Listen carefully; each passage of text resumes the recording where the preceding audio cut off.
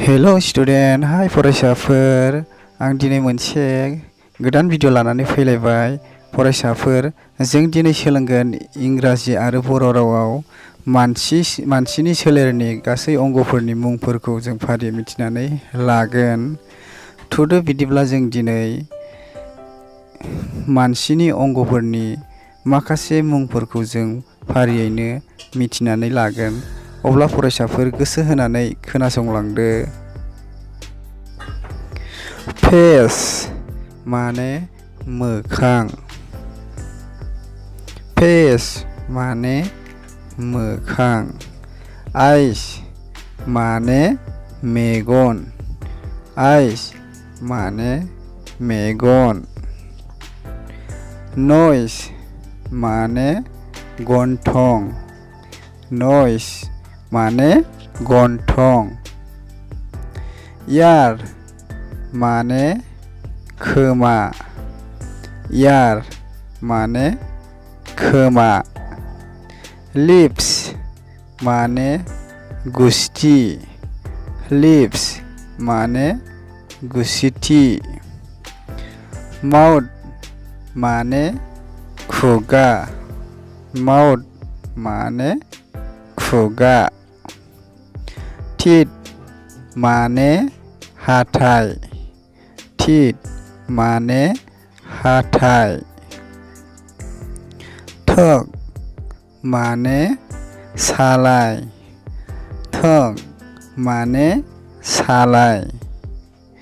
सिक माने खावलाइ।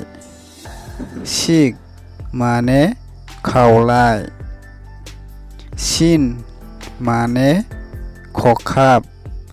सिन माने खखाब। नेक माने गोदोना। नेक माने गोदोना।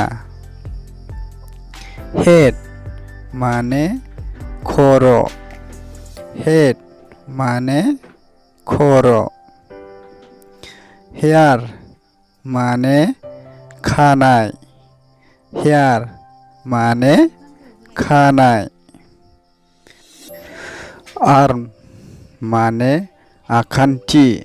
आर्म माने आखान्थि। हेन्ड माने आखाइ। हेन्ड माने आखाइ। फिंगार माने आसि। फिंगार माने आसि। नेल माने आसुगुर। नेल माने आसुगुर।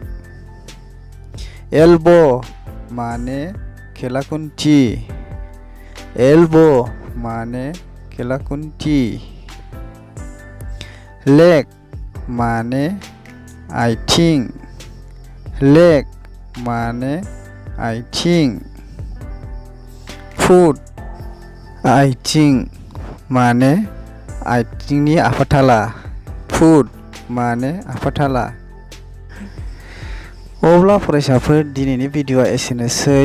लोगोसे चेनेलखौ साबस्क्राइब खालामाखैबा साबस्क्राइब खालामना लादो आरो बेल आइकनखौ अलाव थुनानै लादो। अब्लाना आं भिडिअ हगारब्लानो नोंथाङा गिबियावनो नुग्रोनो हायो।